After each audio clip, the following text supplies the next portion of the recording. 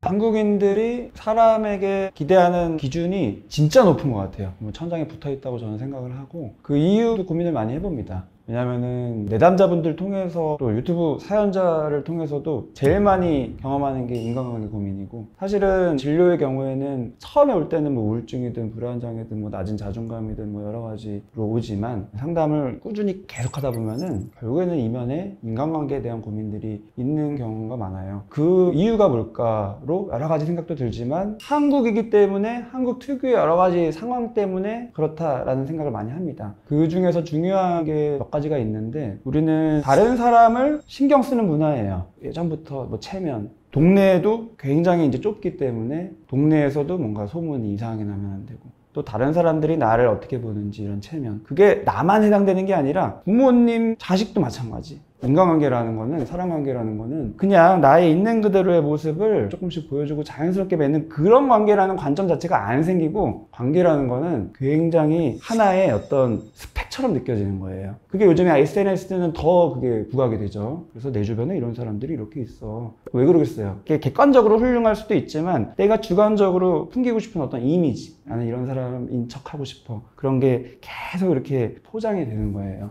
근데 많은 분들이 인간관계가 그건 줄 알아요. 그냥 그것도 있지만, 그냥 본질적으로 아무런 그런 부담감 없이 그냥 내 감정을, 마음을 상호작용하면서 나누는 이게 관계인데, 문화적으로도 오랫동안 그게 안 됐고, 수직적이고, 또는 잘 보여야 되고, 평가받아야 되고, 내가 잘못하면 온 집안이 어려움을 겪을 수도 있고, 그게 고스란히 기준이 계속 올라가는 거예요.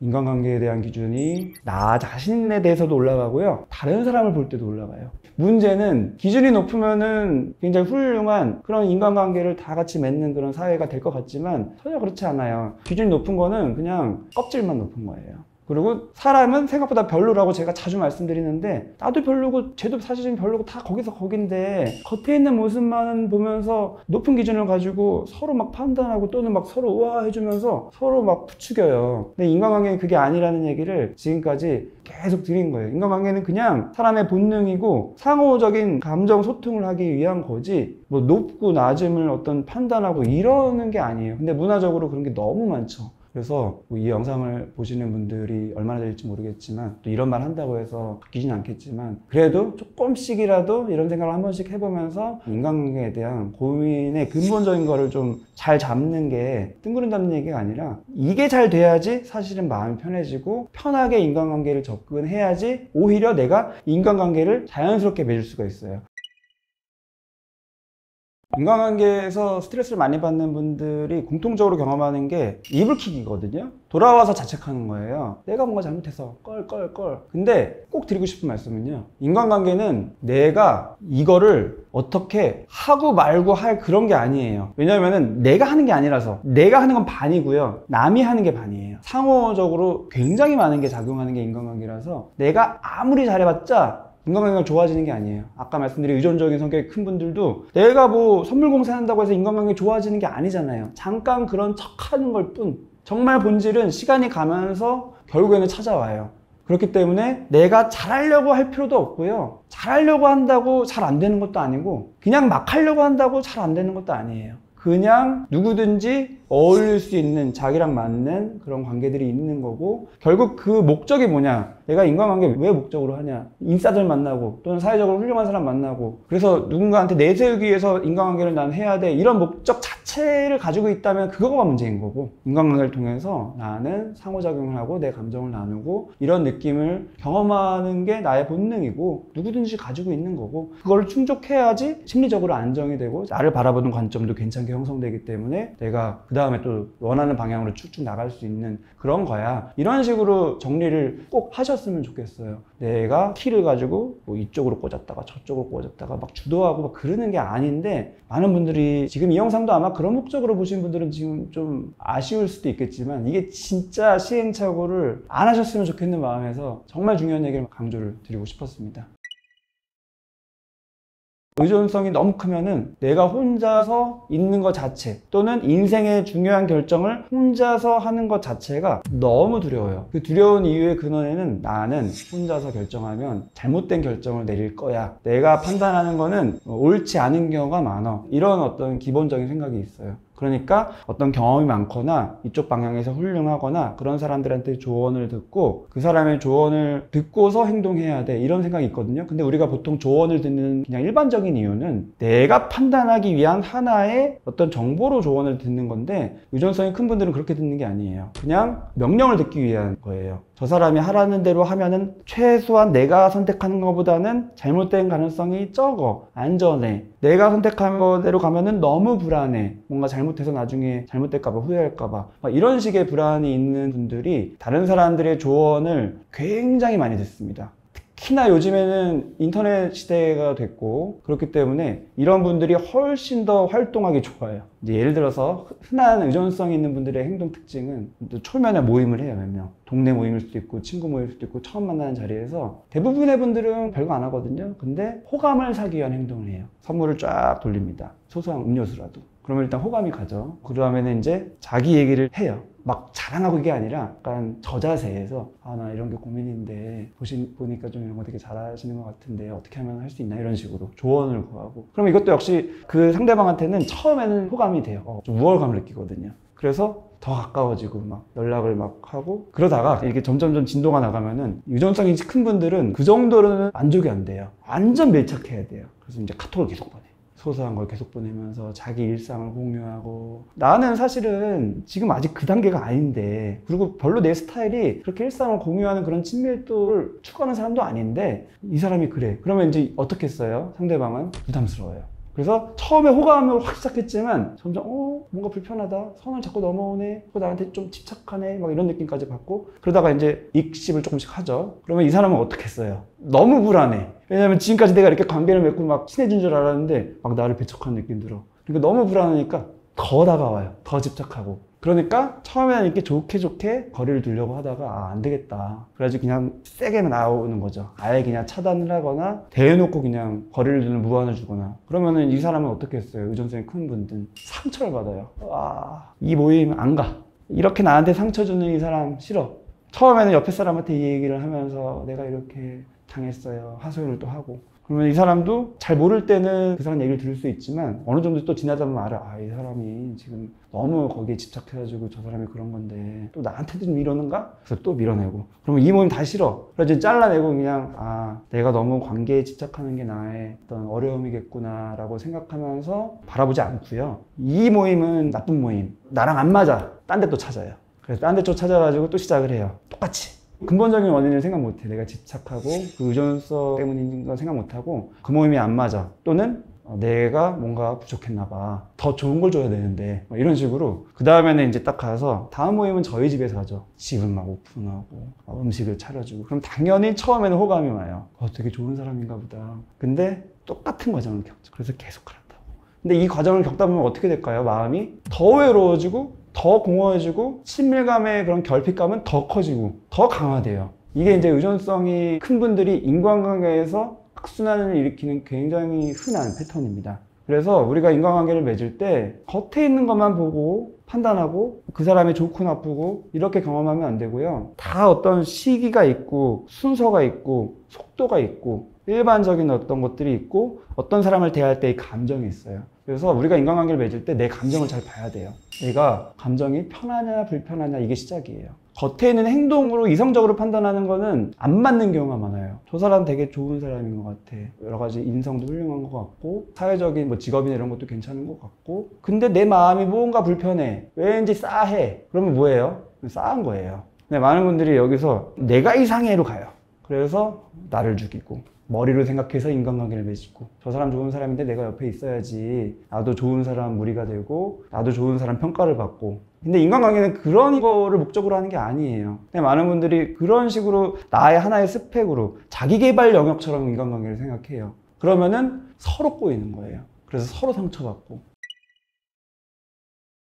인간관계에서 고민이 많은 분들은 인간관계에 대한 기준이 높은 것도 되게 중요한 하나의 특징이고요. 역시 근데 일맥상통하는데 뭐 아무리 사회적으로 그런 문화가 돼 있다 해도 기준이 높은 사람들의 또 다른 특징은 내 자존감이 낮은 경우에 그런 경우가 많아요. 제가 정말 자주 드리는 말씀 중에 하나가 인간관계가 힘든 분들 또는 그래서 외로운 분들의 이유는 내가 진짜 인간관계가 안 좋아서 객관적으로 내가 사회성이 부족해서 또는 다른 사람들이 나를 싫어해서 외로운 게 아니라 다른 사람과의 관계 때문에 외로운 게 아니라 나 자신과 나의 관계가 안 좋을 때 외롭다 이런 얘기를 많이 드리거든요. 그리고 그런 외로움이 있을 때 인간관계를 맺으면 더 꼬이고 흔한 비유로 외로워서 연애를 하면은 연애가 잘 되나요? 집착하죠. 그러다가 더 빨리 깨지죠. 그리고 진짜 안정적인 연애는 내가 외롭지 않을 때 마음이 편안할 때 연애를 해야지 연애가 잘 돼요. 똑같아요. 인간관계도 내가 나 자신과의 관계에서 외롭지가 않고 안정적으로 있을 때 인간관계가 잘할 수 있고요. 그래서 내가 외로운 느낌이 들 때 인간관계를 해결하려고 하면 안 돼요. 더 상처받고 더 자존감 낮아져요. 왜냐면은 인간관계를 잘해서 나의 외로움을 극복하고 싶은 소망이 있었는데 결과적으로는 인간관계가 꼬이니까 더 외로워지고 궁극적으로는 자존감이 더 낮아져요. 자존감이라는 거는 다른 사람들이 나를 어떻게 보냐 이게 아니라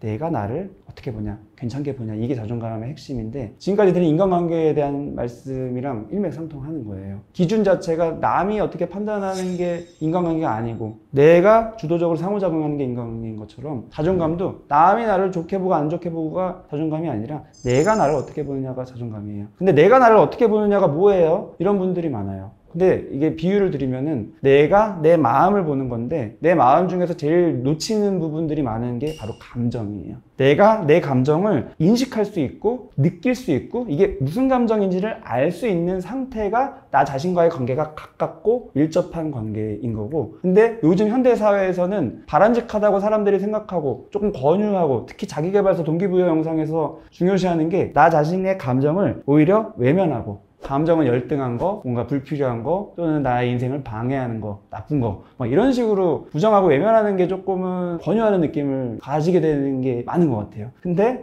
오히려 반대입니다. 감정을 잘 인식하고 인정하고 하는 사람이 내 마음과 가깝기 때문에 자존감이 생겨요. 그 다음에 자존감이 생겨야지 외롭지가 않고 그 상태에서 인간관계를 맺어야지 집착하지 않고 기준도 너무 높지 않을 수 있고 적절하게 내가 주도권을 가지고 상호작용을 할 수가 있고 근데 이게 반대로 되고 외롭고 집착식으로 인간관계를 맺으면 극과 극이에요. 상대방이 나를 밀어내서 상처받거나 아니면은 더 나쁜 사람을 만나서 탈탈 털리거나 착취를 당하는 거죠. 그런 사람들, 소위 나르시시스트라고 하는 사람들은 이런 사람들의 냄새를 아주 잘 맡아요. 아, 이 사람 지금 뭔가가 이런 부분에서 결핍감이 있고 그런 집착이 있고 관계에 대한 욕구가 크구나. 호구 잡아야겠다. 사이비 종교에서 많이 하는 게 이런 방식이죠. 그래서 처음에는 그 사람의 욕구를 채워줘요. 되게 좋은 사람이네요. 선물을 받고 막 고마워하고 또 주고 집에 초대하고 막 그러면서 고민 들어주고 그러면은 쫙 가까이 오죠. 그 다음에 이제 하나씩 착취하는 거죠. 신체적인 거, 경제적인 거, 뭐 여러 가지. 그 다음에 필요 없으면 버리고 그러면 이 사람은 더 상처받는 거. 이런 식으로 인간관계에서 악순환을 막으려면 남이 아닌 남이 나를 어떻게 보는 게가 아니라 내가 나를 괜찮게 보는 그 핵심적인 마음을 잘 가지고 있어야 되는 거고 그게 자존감이고 근데 그거는 하늘에서 쭉 떨어지는 게 아니라 내가 평상시에 나의 있는 그대로의 감정을 섬세하게 인식할 수 있는 상태여야지 되는 거고 그 방법은 제가 전에 영상에서 말씀드린 평상시의 감정을 내가 믿는 사람한테 잘 소통하는 거 또는 내가 일기로 잘 기록하면서 늘 인식하는 게 되다 보면 나중에는 그런 걸 굳이 안 해도 그냥 실시간으로 돼요. 그럼 그 상태는 내 자신과의 관계가 가까운 상태고 그때 감정적으로 안정되고 자존감이 괜찮은 상태이기 때문에 인간관계를 맺어도 잘 되고 인간관계뿐만이 아니라 자기의 어떤 학업이든 진로든 뭘 하든지 자기의 잠재력을 이제 발휘할 수가 있습니다. 근데 제가 상담을 하면서 늘 느끼는 거는 내가 부족하다, 난 재능이 없다 이런 생각을 하는 분들이 객관적으로 난 부족하다라고 생각을 하지만 제가 잘 들어보면은 객관적인 게 아니라 주관적으로 부족한 느낌을 굉장히 많이 받는 게 요즘에 많은 분들이 겪는 어려움인 것 같아요. 그렇기 때문에 그게 대입하기 나름이에요. 인간관계에 대입하면은 다른 사람들 다 훌륭하고 인싸력 가지고 있고 뭐 여러 가지 있는데 난 아무것도 없어. 아무도 나 안 좋아질 것 같아. 그러니까 인간관계가 힘들고. 직장이나 뭐 학업 측면에서 진로 측면에서도 다들 대단하고 스펙 대단하고 근데 나는 아무것도 없고 능력도 별로 없는 것 같고 그러니까 더 더 도전하기 힘들고. 그래서 제일 중요한 거는 자기 자신을 바라보는 관점이고 그 핵심은 자기의 감정을 평상시에 잘 읽는 거다. 이렇게 정리를 드리고 싶습니다.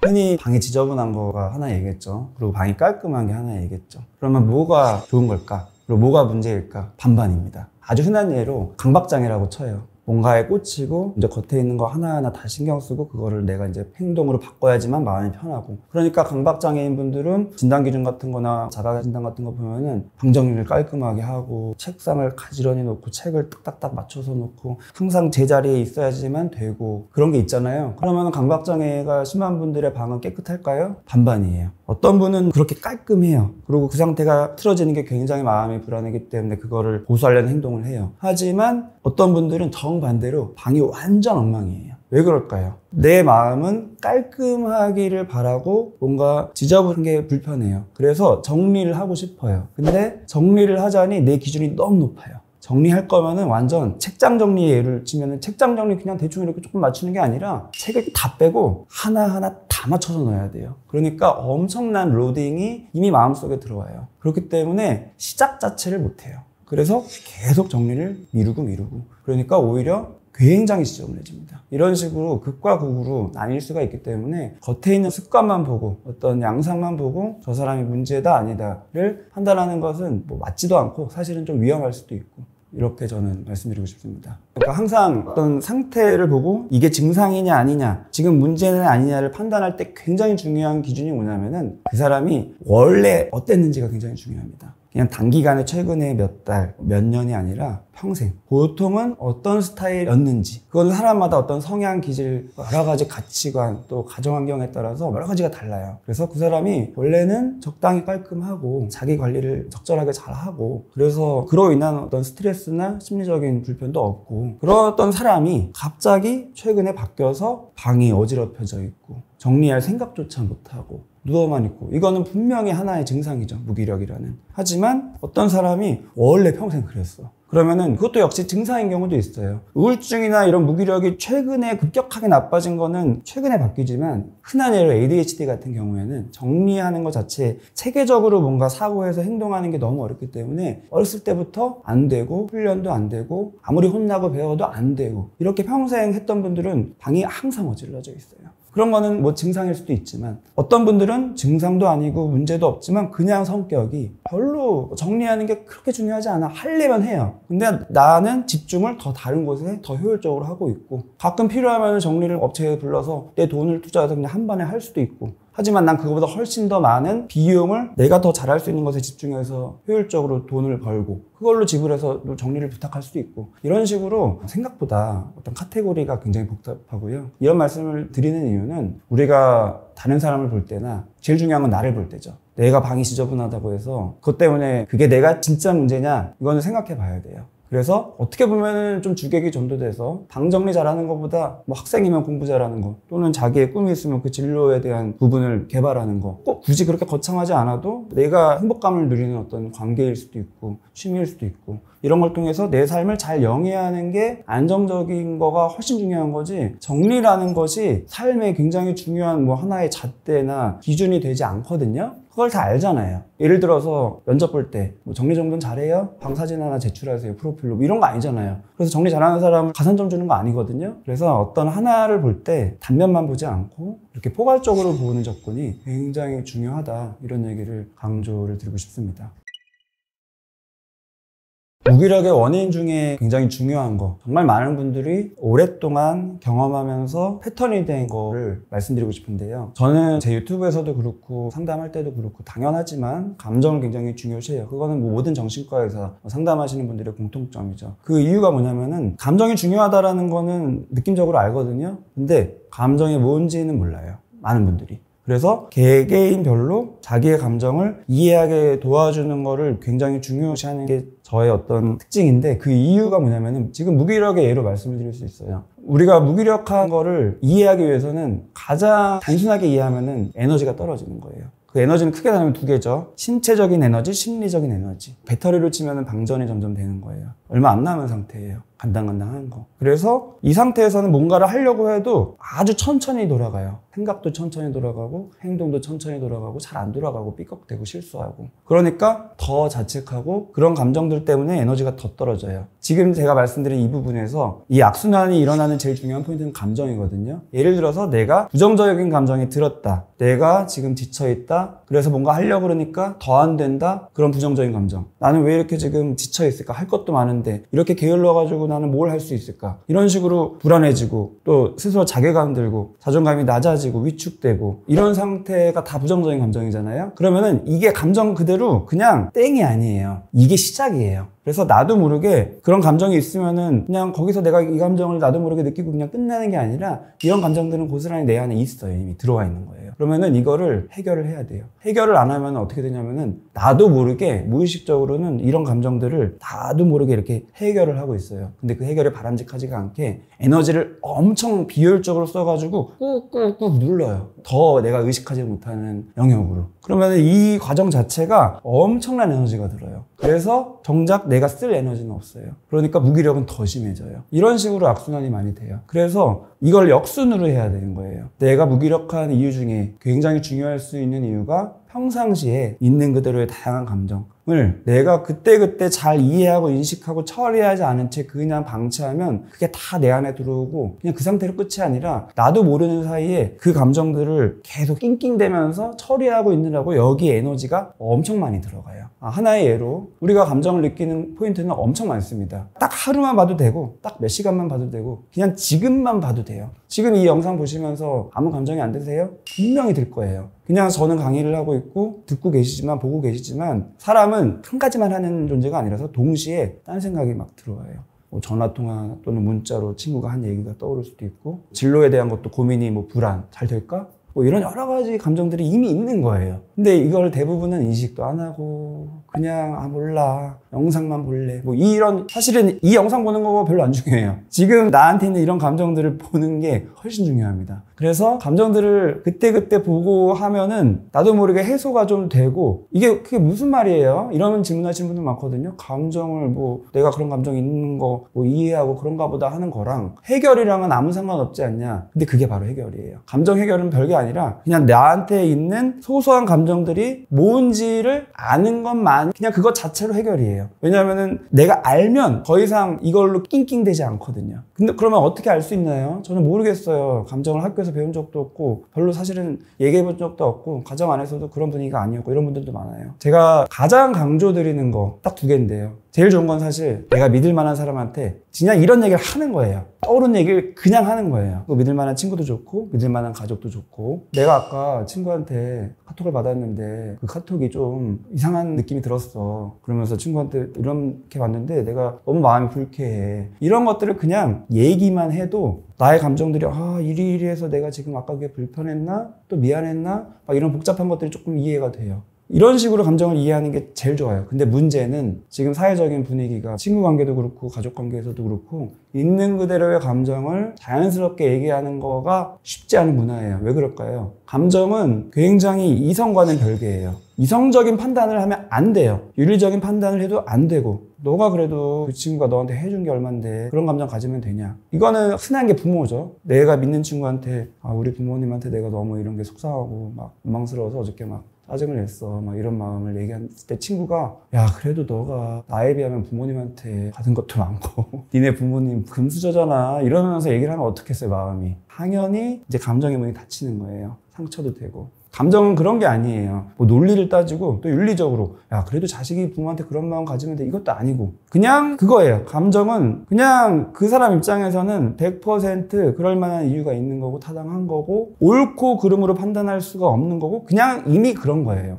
이거를 나도 알아야 되고 듣는 사람도 알아야 돼요. 그런 식으로 쭉 얘기하고 듣고 그러면은 이렇게 제가 말씀드리면 또 많은 분들이 이제 오해를 해요. 그렇게 감정을 인정만 해주면 망나니가 되지 않을까? 그 친구가 망나니가 되지 않을까? 또는 나만 봐도 내가 내 감정에 그렇게 타당성을 부여하면 합리화 같이 되면서 이상한 행동도 하면서 내 스스로 떳떳해지지 않을까요? 이런 오해를 합니다. 근데 사실 그렇지 않아요. 왜냐면은 흔히 우리가 굉장히 심한 범죄를 저지르는 분들, 어떻게 사람이 저럴 수가 있어? 이런 분들을 보면은 물론 사이코패스 같은 자기 감정에 대한 인식이나 죄책감이 없는 분들도 있지만 훨씬 많은 경우에는 사실은 평범한 사람이고, 하지만 스트레스가 많이 쌓여서 우울증이 되거나 여러 가지 심리적으로 불안정한 상태에서 자기도 모르게 우발적인 행동을 하는 경우가 굉장히 많아요. 왜 그럴까요? 평상시에 감정 관리를 못해서예요. 이렇게 누군가한테 내 감정을 수용받는 경험을 하면 사람이 그 감정이 해소가 되면서 마음이 편해지기 때문에 거기서 이제 끝나요. 그래서 뭔가 쌓아두면서 이걸 에너지를 쫙 쌓아가지고 엉뚱한 데다가 방출하는 충동적인 행동을 할 가능성이 확 줄어요. 이런 문화가 돼야 되는데 우리는 거꾸로 가죠. 이러면 안 돼, 저러면 안 돼, 저러면 안 돼. 친구끼리도 서로 막 재고 판단하고, 가족끼리도 부모가 자식한테, 자식이 부모한테 판단하고, 이러느라고 서로 날이 서 있어요. 그러면은 감정을, 소통은 당연히 못하죠. 내가 내 감정 얘기했다가 무슨 욕을 들으려고. 그리고 그 친구가 또는 나를 이상하게 보면은 더 내 관계는 단절되니까. 그래서 속에서 쌓아두게 되고, 자기라도 이 감정이 뭔지 알게 되면 차라리 다행인데, 이게 패턴이 되면은 그 다음에는 아예 자기도 몰라요. 이런 식으로 감정은 외면한 상태로 지내게 됩니다. 그러면은 잘 지낼 것 같지만 아까 말씀드린 대로 이게 다 내 안에 있기 때문에 나도 모르는 사이에 이거를 계속 처리하고 있어요. 배터리가 여기서 계속 돌아가요. 그러느라고 실제로 내가 지금 에너지로 싹 써야 될 학생 공부, 직장인은 일, 가정을 돌보는 일, 관계, 취미, 여러 가지 실질적인 나의 정말 중요한 부분들에 쓸 에너지가 없어요. 이런 식으로 악순환이 많이 됩니다. 감정을 그래서 이해하고 인식하는 게 너무 중요해서 누군가한테 말로 푸는 거가 하나의 방법이다라고 제가 지금까지 설명드린 거고요. 근데 또 정말 아쉽게도 이런 문화고 이미 또 내 주변에 그런 친구가 없고 이런 분들이 너무 많아요. 특히 요즘에. 그래서 그런 분들께 추천드리고 싶은 것은 일기예요. 일기. 근데 일기가 우리가 초등학교 때 쓰던 일기랑은 좀 달라요. 초등학교 때는 우리가 사실 일기지만 일기가 아니에요. 그 이유는 보여줘야 되거든요. 선생님한테도 막 검사받고요. 부모님도 선생님이 피드백한 걸 보고요. 그리고 내가 거기다가 솔직한 마음을 썼다가는 선생님도 날 이상하게 보고요. 부모님도 날 이상하게 보고 걱정하거나 혼내고. 그렇기 때문에 솔직한 마음이 일기에 들어가는 건 이미 훈련이 안 돼 있어요. 근데 감정일기는 뭐냐면은 전혀 반대. 아무도 안 보는 게 제일 중요한 거예요. 절대로 보면 안 되고 봐서도 안 되고 볼 수도 없고 비밀일기장을 철저하게 걸어서 잠궈서 숨기든가 아니면 웹이나 어떤 인터넷에 비밀번호를 제대로 걸어서 나만 볼 수 있게 만들거나 어쨌든 나만 볼 수 있다. 이런 안전한 느낌, 비밀 보장의 느낌이 제일 중요하고 그 상태에서 내 솔직한 마음을 쓸 수 있어요. 이거는 상담 때도 마찬가지예요. 정신과의사의 제일 중요한 원칙은 비밀 보장의 원칙이에요. 당연하죠. 그 얘기를 내가 했는데 그 사람이 누군가한테 그게 나의 부모가 돼도 내 가족이 돼도 이 얘기를 전달을 조금이라도 하면 나는 너무 불안해요. 내가 꼭 잘못해서가 아니라 관계가 나빠서가 아니라 나를 걱정할까 봐 이런 것도 다 포함되는 거예요. 그래서 그런 게 전혀 없이 그냥 안전한 느낌. 그리고 이 당사자, 상담가도 나를 모르는 사람이어야 되고 그렇기 때문에 이런 여러 가지 조건들이 있는 게 다 마찬가지 이유인데 많은 분들이 이제 이렇게 제가 권유드려서 쓰다 보면은 못 써요. 왜냐면 조금 쓰다가 말아요. 왜냐면은 좀 썼더니 너무 별로야. 내가 생각했던 것보다 너무 별로야. 내가 이런 생각이나 하고 이런 감정이나 느끼는 사람이었어? 쓰레기 같아. 이러면서 나를 더 싫어하게 되니까 괴로우니까 안 쓰거든요. 근데 이거는 이미 감정에 대한 관점이 잘못된 거예요. 판단하고 있잖아요. 나를 판단하기 위해서 쓰는 게 아니에요. 나를 그냥 이해하고 오히려 나를 수용하기 위해서 쓰는 거예요. 그래서 제가 항상 유튜브에서 제일 많이 말씀드리는 거, 저 구독자분들은 잘 아시는데 사람은 생각보다 별로다. 별로라는 게 비하하는 별로가 아니라요. 그냥 다 그렇고 그런 거예요. 나도 그렇고 상대방도 그렇고 그런 관점이 있어야지 있는 그대로의 감정을 이해할 수 있는 거예요. 사람이 물론 훌륭한 부분이 많죠. 어떤 이성적인 부분, 윤리적인 부분, 사회적인 규범을 지키는 거, 동물과 구별되는 부분들이 분명히 많지만 그래도 그게 전부가 아니라 동물적인 영역, 본능적인, 무의식적인 영역, 감정도 그 중에 하나. 이거는 인간이기 때문에 어떻게 컨트롤할 수 있는 영역이 아니에요. 그냥 있는 거예요, 본능적으로. 그렇게 해서 다른 영역으로 생각해서 판단 없이 감정을 이해하고 나도 그렇게 보고 상대방도 그렇게 보고 이렇게 하고 동시에 그래야지만 내가 부모면은 자식을 교육할 때든 정말 믿는 친구 사이에서 조금이라도 도움이 되는 말을 할 때 그게 먹혀서 행동으로 바람직해지지 이게 안 된 상태에서는 오히려 역효과만 나고 마음의 문만 더 닫고 더 고립되면서 감정을 쌓였다가 엉뚱한 데서 더 터지고 이게 사실은 요즘 사회에서 많이 일어나는 악순환의 패턴이에요. 이거를 잘 이해하셨으면 좋겠습니다. 무기력도 감정이에요. 신체적인 무기력도 있겠지만 심리적인 무기력은 감정입니다. 그 안에 더 다양한 복잡한 감정이 사람마다 있어서 그게 무기력인 현상으로 나타나겠지만 어쨌든 감정이에요. 그래서 판단하면 안 돼요. 그냥 무기력이에요. 이거는 외면할 수도 없고 부정할 수도 없어요. 인정. 내 마음에 검사가 돼서 왜 너는 잘못된 무기력을 가지냐 이런 마인드로 가지면 안 되고요. 또 판사가 돼서 이거는 너가 가질 만한 무기력이냐 안 가질 만한 무기력이냐 이래도 안 되고요. 변호사가 돼야 돼요. 무조건 이거는 내 편이 돼서 무기력이 있는 거다. 무기력이 있을 만한 이유가 있는 거다. 인정하고 이해하려는 관점에서 무기력을 봐야지 오히려 해결이 되는 방향으로 갈 수가 있어요. 많은 분들이 판단하고 없애려고 하고 하면은 척은 할 수 있어요. 다른 사람한테 아닌 척, 부모님이 걱정하시니까 아닌 척, 부모님이 혼내니까 아닌 척, 친구들이 나를 텐션 떨어졌다고 할까봐 아닌 척. 척은 할 수 있지만 그거는 오히려 에너지가 더 들기 때문에 무기력이 나중에 더 크게 찾아와요. 그래서 그때는 진짜 방전돼서 내가 척도 할 수 없는 상태가 됩니다. 그게 바로 우울증이죠. 그리고 집에만 있게 되고 누워만 있게 되고 그리고 사람을 안 만나는 이유 역시도 내가 척해야 되니까 이런 식으로 더 악순환돼요. 그래서 오히려 인정하고 판단하지 않고 그대로 수용하고 이면에 있는 것들을 감정을 포인트로 삼아서 이해하는 거를 하면 내가 회복하고 싶지 않아도 저절로 회복이 돼요. 왜냐하면 에너지가 이제 새고 있는 구멍이 막혔으니까. 당연히 이제 먹고 운동하고 뭐 생활하다 보면 사람 에너지가 쌓이니까. 뇌도 신체의 하나고 거기서부터 심리적인 에너지가 이제 충전이 되는 거니까 이런 식으로 이해하시면 좋을 것 같아요.